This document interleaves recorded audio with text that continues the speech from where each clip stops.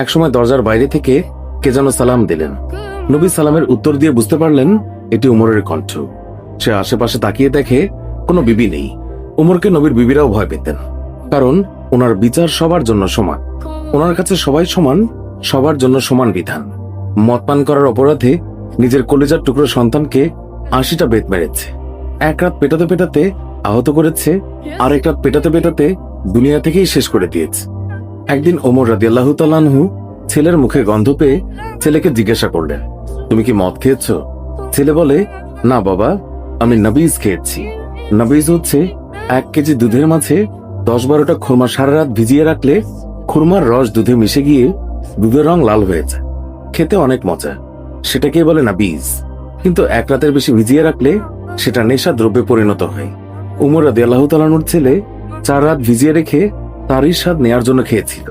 ছেলের মুখে গন্ধ পেয়ে তাকে মসজিদে নিয়ে যায়। তখন জোহরের নামাজ হয়। উমর তার ছেলেকে মসজিদে নবীর পিলারে বাঁধে। ইমাম সাহেব নামাজের সালাম ফেরানোর পর উমর রাদিয়াল্লাহু তাআলা আনহু বলেন, নামাজের পর সবাই থাকবেন, গুরুদণ্ড আছে। নামাজের পর হাজার হাজার মানুষ অবাক হয়ে দেখলেন হযরত উমরের ছেলে পিলারে বাঁধা।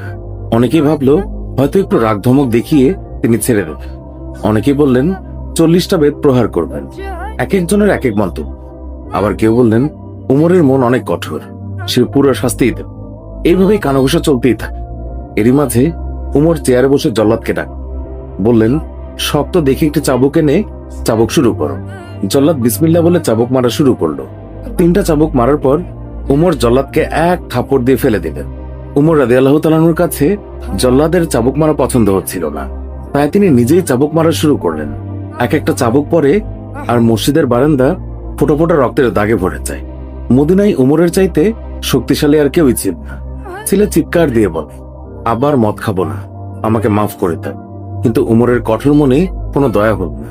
এবার আবু সাহামার মা উমরের পা ধরে বললেন, আমার ছেলেকে আর মারবেন না। 30টা বাড়ি মারা হয়েছে, বাকি 50টা বাড়ির জন্য আমি এক একটা বাড়ির জন্য একটা করে উট আল্লাহর রাস্তায় সাদগা করব।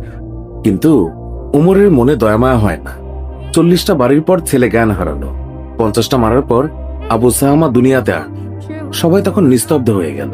উমর রাদিয়াল্লাহু তাআলা আনহু রাগে গড়গড় করতে করতে বললেন, গোসল দে, জানাজা দে, কবর দে।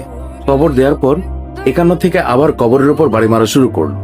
এইভাবে 80টা বাড়ি শেষ করলো।